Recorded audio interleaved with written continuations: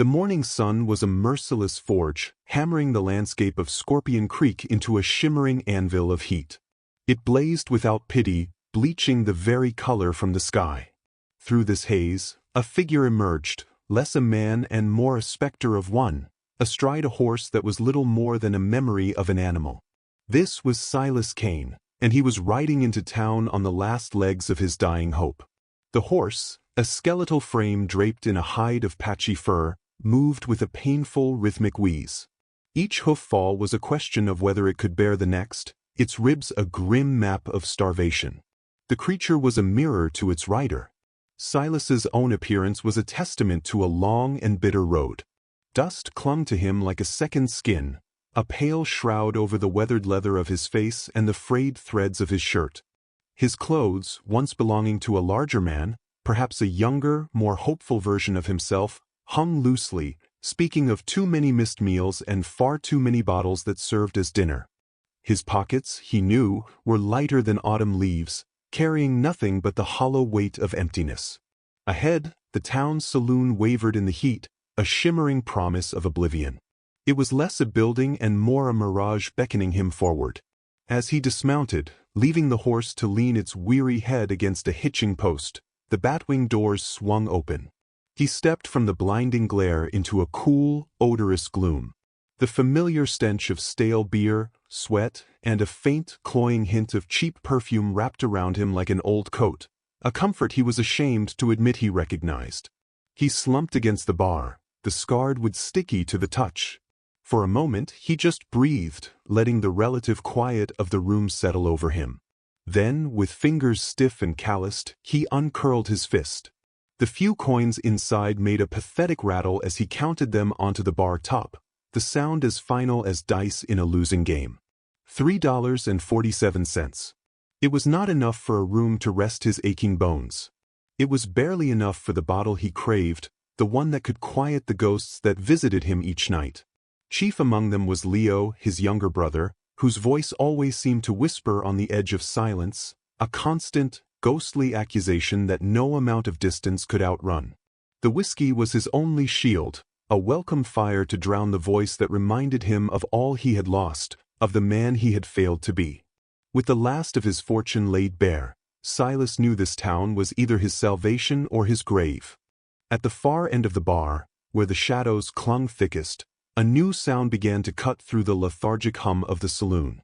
It started as a low, guttural grumble, the sound of a man arguing more with his own demons than with any person present. An old rancher, whose face was a road map of sun-cracked gullies and broken veins, slammed an empty bottle onto the counter with a crack that made the bartender flinch. This was Clem, a man whose presence in town was as predictable as the rising of the merciless sun, and whose stories had long since worn out their welcome.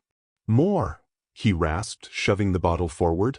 The bartender, a man with the weary patience of a river stone, simply shook his head and gestured towards the empty space where Clem's credit used to be.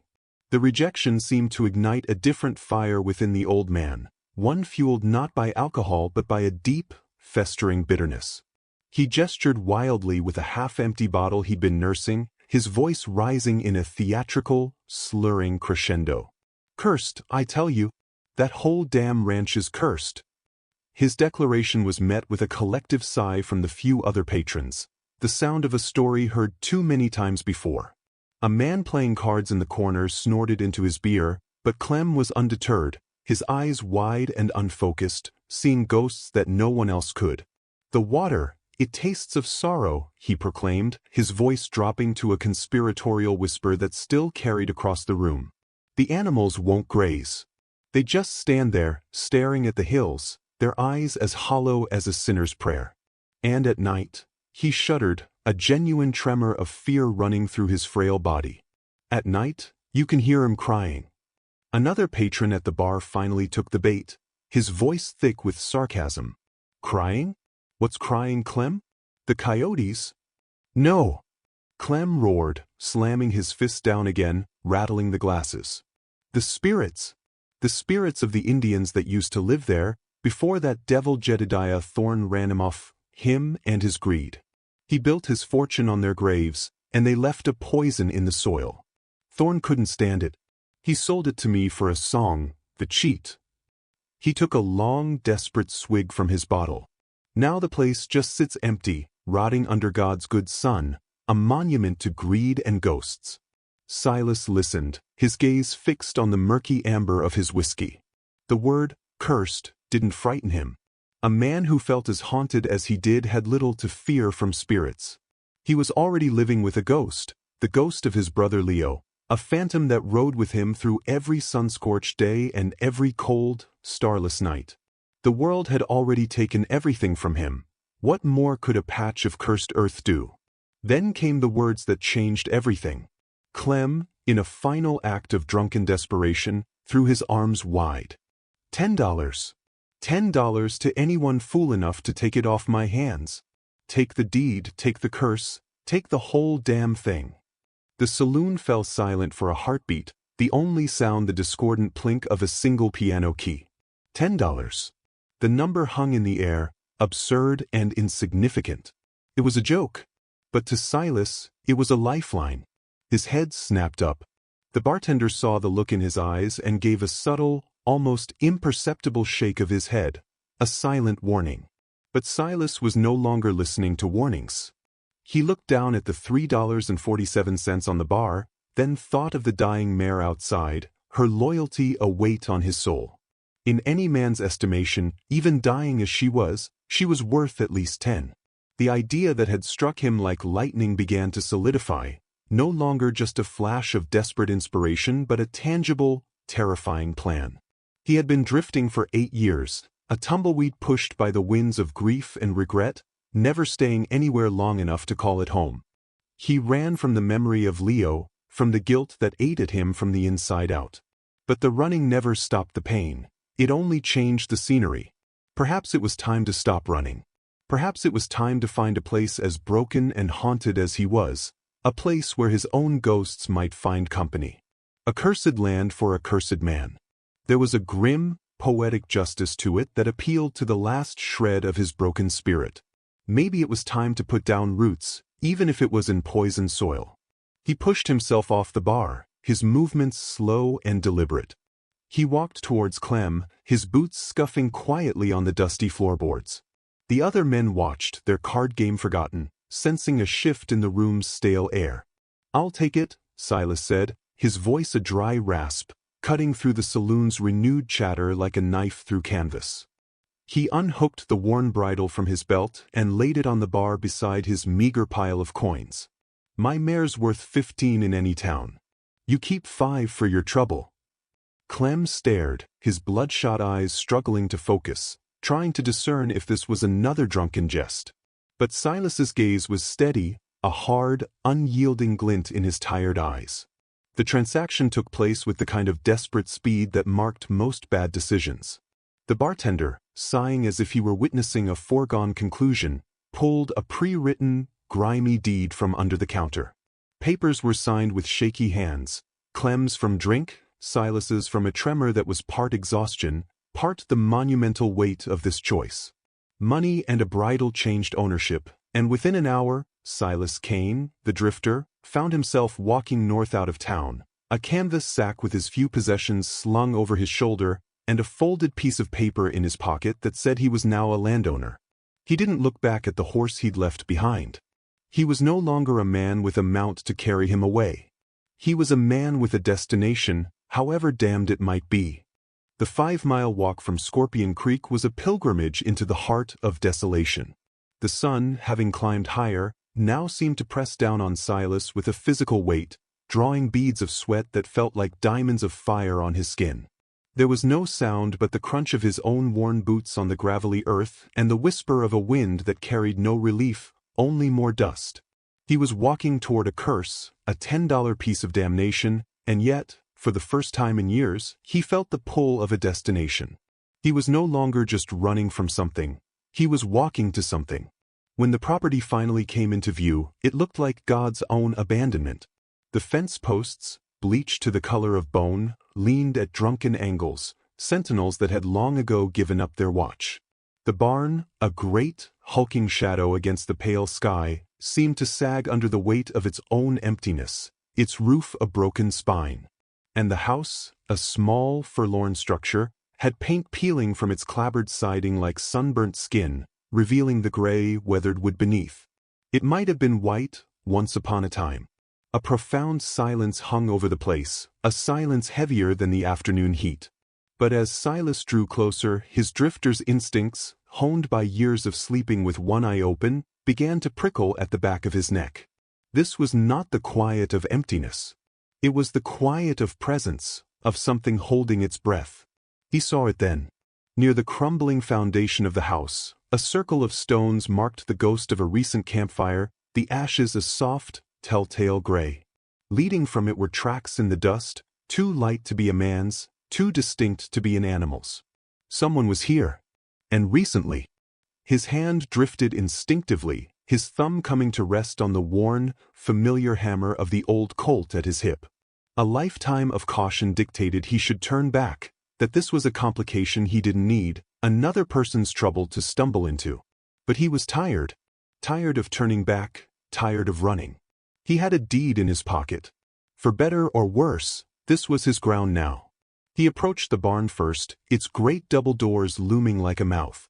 One door hung slightly ajar, a dark sliver of invitation. He pushed it wider, the hinges groaning in protest, a sound that seemed to tear the fabric of the heavy silence. He stepped from the blinding sun into the dusty gloom within. Golden spears of dust-filled light pierced the darkness through cracks in the roof, illuminating a world of decay. The air was thick with the scent of old hay, dry rot, and something else, something living.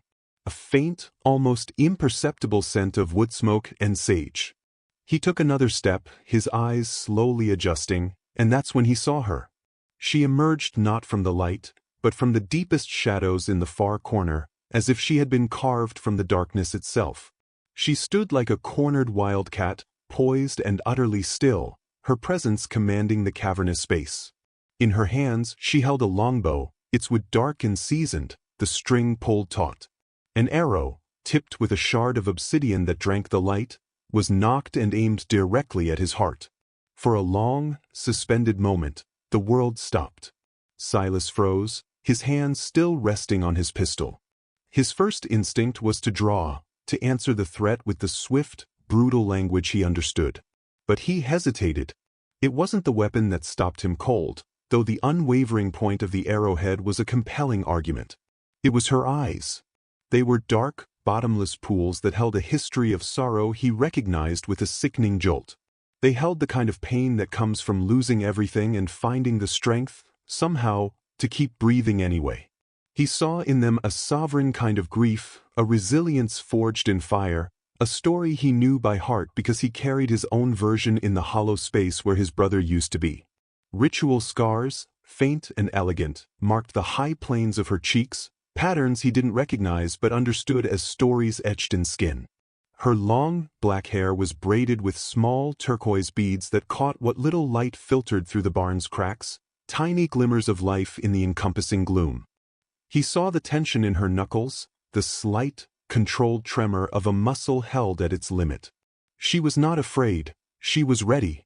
Ready to defend this ruin as if it were a kingdom. He slowly, deliberately, let his hand fall away from his Colt, raising both palms in a gesture of peace that felt foreign and clumsy. They stood there, two solitary figures in a cathedral of dust and memory, locked in a silent standoff. A minute passed, then another, measured only by the slow drift of dust motes in the light.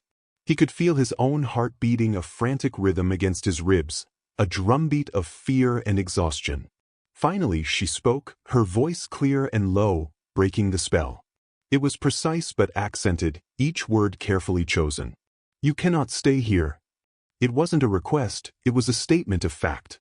"This is my home." Her home. This wreck of a barn, this forgotten piece of land.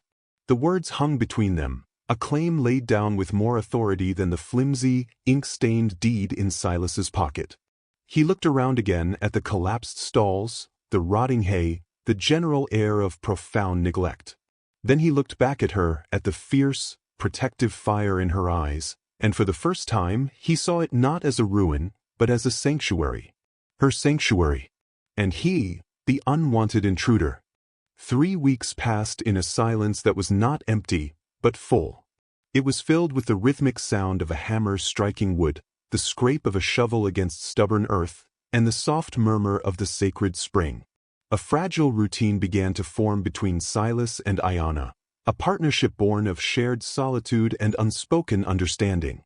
Together, they mended the sagging roof of the barn, their movements synchronized in a silent dance of labor. They cleared the overgrown weeds from around the house, and Silas, with Aiyana's quiet guidance, dug a small irrigation channel from the spring to a patch of dry soil, where she began to cultivate a small garden. He had watched her one morning, her hands in the earth, a look of profound peace on her face, and felt a pang of something he hadn't allowed himself to feel in 8 long years, the quiet, dangerous stirrings of hope. He was beginning to see this was not just a piece of cursed land, it was a place of healing. The first sign of trouble was not a sight, but a sound, a low, rhythmic drumming on the horizon that slowly resolved into the thud of many hooves. Silas was on the porch, mending a broken step, when he heard it. He straightened, his hand instinctively dropping to the colt at his hip, his eyes scanning the vast, empty expanse. Aiyana emerged from the barn, her bow already in hand, her expression as calm and unreadable as a deep pool of water. They didn't need to speak. They both knew who was coming. A line of dark figures appeared, distorted by the heat haze, a dozen riders moving with the grim purpose of an invading army. At their head rode Jedediah Thorne, his posture ramrod straight in an expensive saddle, a stark, clean figure in a world of dust and decay. Flanking him was a man whose tin star glinted dully in the sun. Marshal Croft, his authority for sale to the highest bidder. The 10 men behind them were of a different breed entirely. Their faces were hard, their eyes devoid of light, men who moved with the practiced ease of those who killed for money. They reined in their horses a stone's throw from the porch, a silent, intimidating wall of men and leather. Thorne dismounted, his polished boots sinking slightly into the dust, and strode forward with an air of absolute ownership. "Mr. Kane, I presume?" Thorne's voice was smooth, oiled with a condescension that set Silas's teeth on edge. "You must be the fool who bought Clem's cursed ranch." Silas didn't rise. He remained sitting on the step, hammer in hand, his gaze level. "Can't say I've heard of you," he replied, his voice a low drawl. Thorne chuckled, a dry, unpleasant sound. "My name is Jedediah Thorne. And everything you see, from those mountains to the river beyond, belongs to me. This little patch of dirt is the last piece of the puzzle, and I'm here to collect it. I'm here to make you a very generous offer." He paused for dramatic effect. $500. For this worthless patch of dirt. That's 50 times what you paid for it. Before Silas could answer, Aiyana stepped forward, her voice as sharp and cold as a shard of ice. 50 times nothing is still nothing. Silas finally stood, placing himself slightly in front of her. "Besides," he added, his voice gaining a hard edge he hadn't used in years, "I just got here. Haven't had time to decide if it's worthless yet." Thorne's smile vanished, replaced by a mask of cold fury. "You have 10 minutes to gather your possessions and clear out," he snarled. "Marshal, do your duty." Marshal Croft shifted uncomfortably in his saddle, his eyes darting towards the silent figure of Aiyana and her bow. But before he could speak, the world erupted. It started with a single, sharp thwump. One of Thorne's men, a big man with a sneer on his face, stiffened in his saddle, a look of utter surprise replacing his arrogance. An obsidian-tipped arrow was buried deep in his throat. He toppled from his horse without a sound, a puppet whose strings had been cut. For a split second, there was a stunned silence. Then, the desert itself seemed to come alive. From behind the weathered rocks and the tall, swaying grass, painted figures rose like vengeful spirits. 10 warriors, their faces streaked with the stark colors of war paint, materialized from the landscape, moving with the fluid, silent precision of men who were one with the earth. The air was suddenly filled with the hiss of arrows and the chilling sound of war cries that split the morning air. Chaos descended. Thorne's men, caught completely by surprise, wheeled their horses in panic, firing their rifles wildly. Bullets whizzed through the air, kicking up puffs of dust and splintering the wooden porch. But their targets were ghosts, vanishing and reappearing, firing with deadly accuracy. Another of Thorne's men screamed as an arrow pierced his shoulder, pinning him to his saddle. The panicked horses bucked and reared, adding to the maelstrom of dust and violence. In that moment, something broke inside Silas. The years of running, of grief, of self-loathing, coalesced into a single, white-hot point of rage. This wasn't just a property dispute. This was a violation. This was his home. With a roar, he vaulted over the porch railing and tackled Thorne, driving him from his horse. They hit the ground hard, a tangle of limbs and fury. They rolled in the dust, Pike's manicured fingers clawing at Silas's eyes while Silas tried to get his hands around the other man's throat. "Kill them all!" Pike screamed, his voice choked with dust and terror. "Every last savage!" Then, as if summoned by the bloodshed, a new figure appeared. An old chief, his face a mask of sorrowful dignity, rode into the clearing. At his side, more warriors emerged, their presence turning the tide of the battle from a skirmish into an undeniable rout. The remaining hired guns saw it, and their will to fight evaporated. They turned and fled into the desert, a desperate, scattered retreat. The fighting stopped as abruptly as it had begun. The chief dismounted and approached the struggling forms of Silas and Thorne. His gaze was ancient and sad. He spoke in his own language, his voice carrying the weight of old grief and older anger. Aiyana stood over them, her bow still drawn, and translated, her eyes never leaving Thorne's face. "He says the white man's money cannot buy back the dead. It cannot undo the sorrow. It cannot heal the sacred places you have poisoned with your greed." Thorne, pinned beneath Silas, stared up at the ring of grim faces, his arrogance finally shattered, replaced by a primal, whimpering fear. The battle was over. The dust of the battle settled slowly, returning to the earth as if reluctant to obscure the scene of its violent disturbance. The silence that followed was profound, deeper than any that had come before.